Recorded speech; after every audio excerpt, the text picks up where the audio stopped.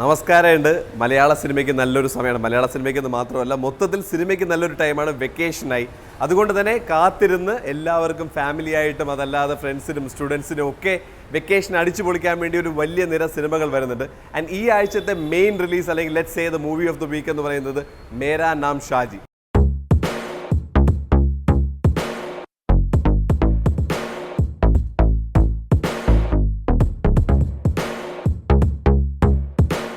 അതിൻ്റെ first look teaser നമ്മൾ trailer കണ്ടപ്പോൾ തന്നെ വി വെയർ ഇംപ്രസ്ഡ്. ബിക്കോസ് നമ്മളെ ചിരിപ്പിക്കുന്ന 3 താരങ്ങൾ വന്നിട്ടുണ്ട്. അവർ 3 പേരുടെയും പേര് ഷാജിയാണ്. അതാണ് ആ സിനിമയുടെ ഒരു ബേസിക് ലൈൻ എന്ന് പറയുന്നത്. പക്ഷേ നമ്മൾ ആ ഒരു ട്രെയിലർ കാണുമ്പോൾ കാണുന്നത് ഇവർ 3 പേരും കൂടി ഒരുമിച്ചിരുന്ന് അവരുടെ പേരിൻ്റെ ഒരു സവിശേഷത, നമ്മുടെ ഷാജി അടിപൊളി പേരല്ലേ എന്നൊക്കെ പറയുന്ന ഒരു സാധനമുണ്ട്. ആക്ച്വലി ടെക്നിക്കലി പറഞ്ഞു കഴിഞ്ഞാൽ 3 പേരും കൂടെ ഒരുമിച്ചുള്ള ഒരു കോമ്പിനേഷൻ കോമഡീസ് ഇല്ല. ഇവർ 3 പേരും കൂടെ ഒരുമിച്ച് ജസ്റ്റ് ഇങ്ങനെ കണ്ടുപോകുന്നു എന്നല്ലാതെ ഇവർ 3 പേരും കൂടെ ഒരുമിച്ച് ഒരു കാര്യം ചെയ്യാൻ പോകുന്നു അല്ലെങ്കിൽ ഒരു പ്രോബ്ലം സോൾവ് ചെയ്യാൻ പോകുന്നു, ഒരുമിച്ചുള്ള തമാശകൾ ആക്ച്വലി അതിൽ വരുന്നില്ല. ഇവർ 3 പേരും കൂടെ അങ്ങനെ ഒരു ചായയ്ക്ക് പോലും ഒരുമിച്ചിരിക്കുന്നില്ല എന്ന് പറയുന്നത് ഇതിൻ്റെ ഒരു ഹൈലൈറ്റ് കൂടിയാണ്. ഓക്കെ, അത് സിനിമയുടെ കാര്യത്തിൽ. സിനിമയുടെ പെർഫോമൻസുകൾ, കുറേ മൊമെൻറ്റ്സുകൾ, ചിരിക്കാൻ നാദിർഷയുടെ സിനിമ എന്ന് പറയുമ്പോൾ നമുക്കറിയാം ചിരിക്കാൻ ഒരുപാട് സംഗതികളുണ്ട്.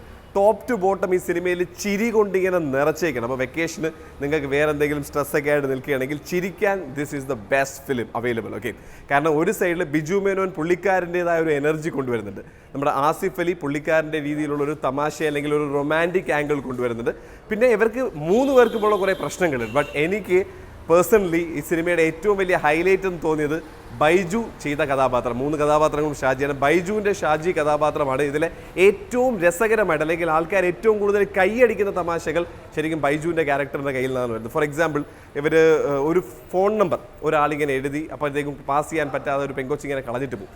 ഒരു സായിപ്പ് അതിലെ നടന്നു പോകുമ്പോഴത്തേക്കും പുള്ളിക്കാരനെടുത്ത് കൊച്ചി കോർപ്പറേഷൻ്റെ ഒരു വേസ്റ്റ് ബാസ്ക്കറ്റ് ഇട്ടിട്ട് പോകുമ്പോഴത്തേക്കോ ഇവരുടെ ഒരു കാര്യം എന്ന് പറഞ്ഞിട്ട് കൊച്ചി കോർപ്പറേഷൻ്റെ തമാശ പറയുന്നില്ല, നിങ്ങൾ പോയി സിനിമ കാണുക. ബട്ട് ബൈജുവിൻ്റെ ഇതുപോലത്തെ മൊമെൻറ്റ്സ് ആണ് ശരിക്കും പറഞ്ഞാൽ ഏറ്റവും കൂടുതൽ കയ്യടി നേടുന്നത്.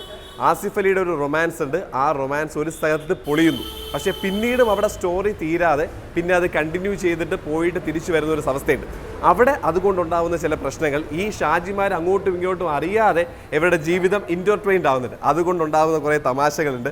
ആ തമാശകൾ നമ്മളെ ശരിക്കും എൻജോയ് ചെയ്യിപ്പിക്കുന്നുണ്ട്. ഈ 3 കൂട്ടുകാരുടെയും പേരിൻ്റെ സാമ്യത കാരണം ഇവരുടെ ജീവിതം ഇൻ്റർടൈൻഡ് ആകുന്നുണ്ട്. അപ്പോൾ അതിൽ നിന്നുണ്ടാകുന്ന കുറേ തമാശകൾ ഈ സിനിമയെ വളരെ സ്പെഷ്യലാക്കി കൊണ്ടുവരുന്നുണ്ട്. ഓക്കെ, നൗ ഈ സിനിമയുടെ മ്യൂസിക്കിൻ്റെ കാര്യത്തിൽ മ്യൂസിക്കിൽ അങ്ങനെ വലിയ ഫോക്കസ് വന്നിട്ടില്ല. 1-2 പാട്ട് അവിടെ ഇവിടെ ടച്ച് ചെയ്ത് പോകുന്നു എന്നല്ലാതെ അങ്ങനെ ഹൃദയസ്പർശിയായിട്ടുള്ള സംഗീതമായിട്ട് ഫോക്കസ് ചെയ്തിട്ടില്ല എന്നുള്ളതാണ്. അതിൻ്റെ ഫോക്കസ് മുഴുവൻ തമാശയിലാണ്. ആ തമാശ ഹിറ്റ് ചെയ്യുന്നുണ്ട്. പിന്നെ വളരെ സ്റ്റാൻഡേർഡുള്ള കോമഡി എന്ന് വിചാരിക്കരുത്. അത്യാവശ്യം കുറച്ച് ബിലോ ദ ബെൽറ്റ് കുറേ പറയുന്ന പോലെ ബം കോമഡീസൊക്കെയാണ് ആ സിനിമയിൽ മെയിൻലി ഹൈലൈറ്റ് ചെയ്ത് വരുന്നത്. പക്ഷേ എങ്കിൽ പോലും ആ സിനിമ നമ്മളെ ടോപ്പ് ടു ബോട്ടം ചിരിപ്പിക്കുന്നുണ്ട്. സിനിമ കഴിഞ്ഞ് ഇറങ്ങിയപ്പോൾ നമ്മുടെ കൂട്ടുകാരോട് സംസാരിച്ചപ്പോഴും they all had a beautiful time, enjoy the time at the cinemas. Housefull ആയിരുന്നു. വിച്ച് ഇസ് വെക്കേഷൻ ആയപ്പോഴത്തേക്കും ശരിക്കും പറഞ്ഞാൽ ഫസ്റ്റ് ഡേ 10:30 ഷോയ്ക്ക് പോലും ആൾക്കാർ ഇത്രയും നിറഞ്ഞു കയറി എന്നുള്ളതാണ്. സോ ഫാമിലി ആയിട്ടാണെങ്കിലും ചങ്ങാതിമാരായിട്ടാണെങ്കിലും എനിക്ക് തോന്നുന്നു പയ്യന്മാർ ഒരുമിച്ച് പോയി കഴിഞ്ഞ് കാണുകയാണെങ്കിലായിരിക്കും ഏറ്റവും കൂടുതൽ മേരാ നാം ഷാജി എൻജോയ് ചെയ്യാൻ പറ്റുന്നത്. അവസാനം ഒരു ചെറിയ ക്യാമിയോ വരുന്നുണ്ട്. ഇപ്പോൾ ഏറ്റവും മികച്ച സംസ്ഥാനത്തെ മികച്ച നടനായ സൗബിൻ വരുന്ന ഒരു ക്യാരക്ടർ. പുള്ളിയുടെ പേരെന്താണെന്നുള്ളത് it's not a huge guess, but the film is good. പോയി എൻജോയ് ചെയ്യുക.